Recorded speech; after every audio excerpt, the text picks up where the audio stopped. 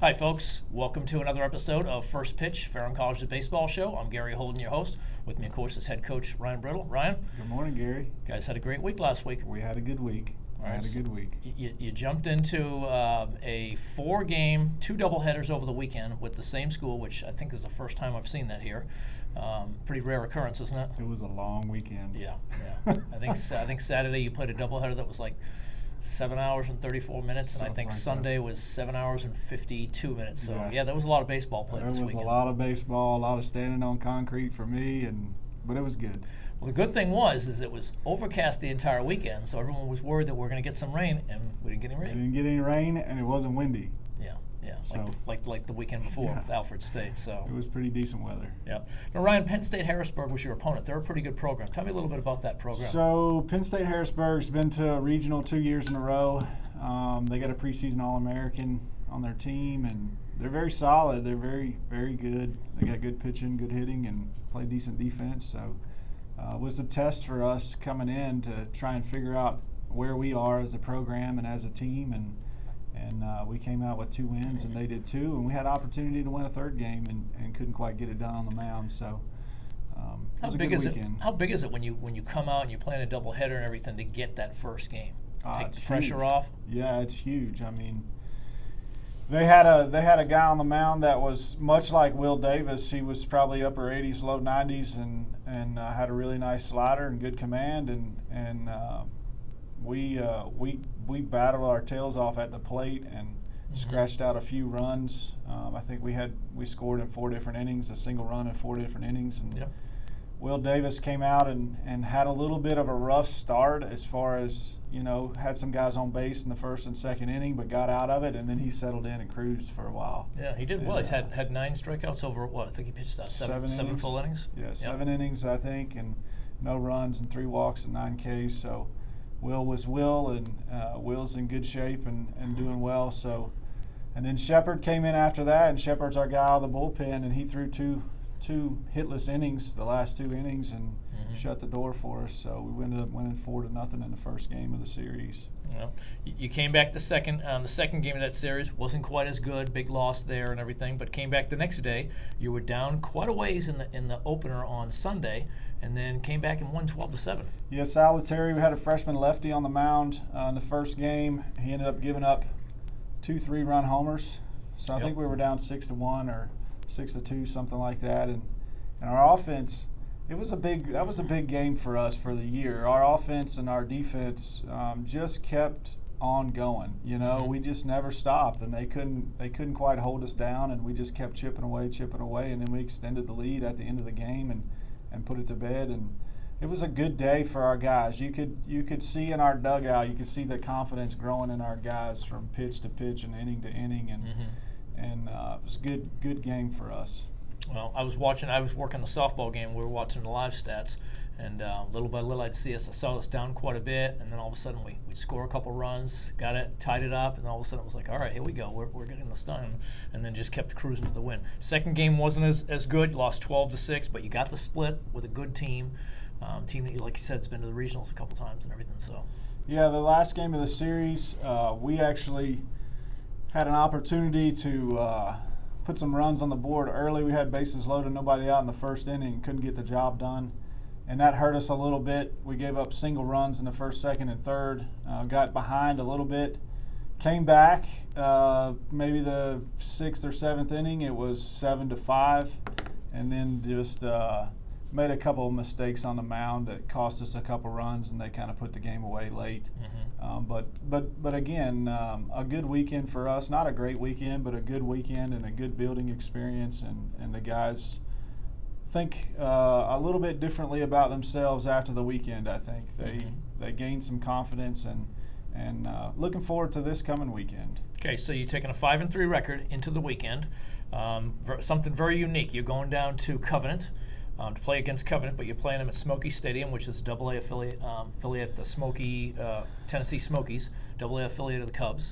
Yeah. Tell a little bit about our connection. I'm curious. So when I was here at Ferrum College, we had a little lefty, and I was actually texting with him yesterday, Chris Allen.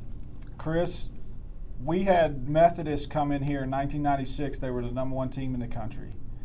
And we played 2 games against them, one on Saturday, one on Sunday. Jimmy Hamilton pitched the first game, and we ended up losing that game, which actually clinched the conference championship for Methodist that year. The first game did.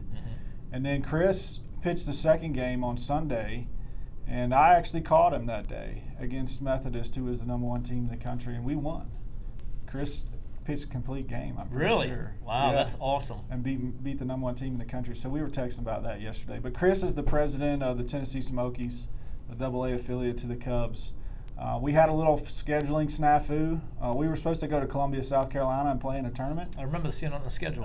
That ended up not materializing kind of late in the fall. And so I scrambled around trying to find an opponent, and it ended up one of our old USA South foes, Covenant College, needed some games on that same weekend. So as soon as I knew we were going to play them, I said, man, I'm calling Chris and see if we can play at the Smokies Stadium. Oh, yeah. And I remember Covenant was one of the better teams. Yeah. One year, I think it came right down to the wire, last couple games of the year. Who was my going to win the first title? year. Yeah. We shared a conference championship with them. Yep. So And we had to win a couple games down at their place, if I'm not mistaken. yeah. Yeah, that's great.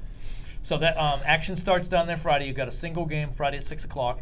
Then you've got a doubleheader scheduled right now for starting at 1 o'clock. 1 o'clock. The weather's supposed to be really nice, and it's going to be a good weekend. Good. Well, good luck down there. Hope it goes well, and hope folks will be able to tune in. We'll at least have live stats going. I'm unsure. I know Covenant said something about possibly bringing some streaming gear, so there may be a link on our website as well and everything. That'd be So, speaking of the website, folks, you ought to remember we are in spring weather now, so make sure you check in ferrumpanthers.com to make sure that you know when the games have been rescheduled for, because next week they're looking at some possible rain in the middle of the week, and we play Tuesday. Yeah, it's early, but they are calling for rain next week, and we play Southern Virginia on Tuesday afternoon. So keep a track of the website to see any changes that we might have for that game. Yep. I got a couple curveballs for you too, Gary, Sure, that throw you it in don't there. know about. But last week we asked for questions, and I said that my brother would be the first one to respond. And did he? And he was. Okay, good. So I talked to him this week, and he said his questions were, what is after 9 years of being in the program, what is the thing that I'm most proud of about the program, and kind of what is maybe the most disappointing thing about the program throughout the 9 years. And so I guess he's throwing some hard-hitting questions at me, but that's a big brother for you, I think. Yeah. But we called him out last week. We told him. We did. We basically called him out, so he's answering. The thing I'm most proud of is just the quality of the young men that we have in our program.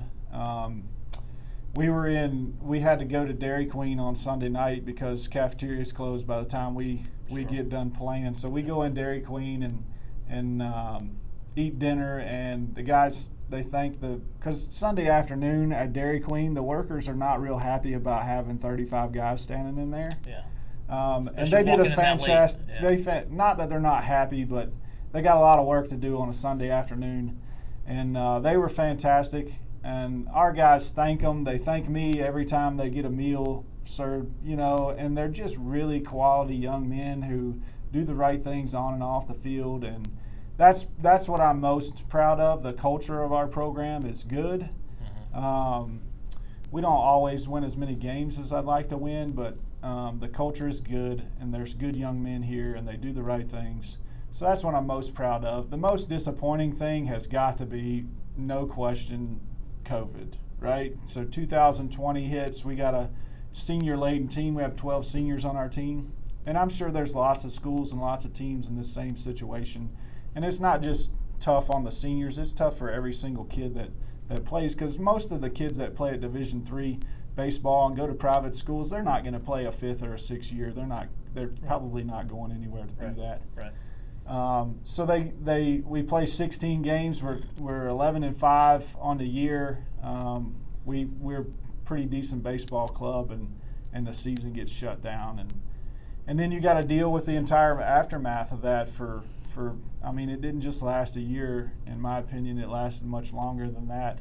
It affected our program, and that's for the kids that are in that situation, and even on down to high school kids that missed a senior year of baseball. It was just a really tough time. It was a really tough time for our country, and but you learn from it and you grow from it, and you become better because of it. And that's the only way that you can justify or make a positive out of what happened. Sure. Well, at some point in time when you have things like this happen, there's an opportunity there as well to do some resetting. Yeah. So maybe some things that you weren't happy about, you had to make some shifts and changes, and then as we're starting to come out of it, now you have the opportunity to do some resets. In the sports information world, we've certainly done that, and I know a lot of other fields, and companies, businesses, allowing people to work remotely from home and everything, and you've still got some people who would like to do that. So companies are starting to offer a package where you can do a little bit of remote work and everything. So the changes and everything, some may not be that bad and everything, but it was definitely a challenging time. There's no doubt about it. All through last year, we didn't play sports in 2021 in the fall at all. So right. We pushed everything to the spring, and that was challenging. Yeah. There was a lot going on around here. Nothing else you could say about that. It was challenging, but we got through it. We're a little bit unique in the fact that I'm not sure there's any other school in our conference or even D3 school in the state of Virginia that has the venues the way that we do. Right. You've got soccer and football and baseball right in between, so you sometimes got 3 games going on at the same time, and there's foul balls flying everywhere, and lacrosse balls flying around, and all kinds of logistical issues with using the turf and everything else. So it was fun stuff. Well, we need to get ourselves a super high net to block off that third baseline right there, and that would probably solve a lot of our problems right there. That net has to be pretty big, though. It would be big, and it would be expensive. Yeah. So. Well, Ryan, thanks so much for coming on the show. Yes, sir. We will see you. Good luck down at Covenant against Covenant this weekend, and we'll see you next Tuesday for the next show. Sounds great, Gary. All right. Folks, thanks so much for being with us. I'm Gary Holden for Ryan Brittle. Have a great weekend.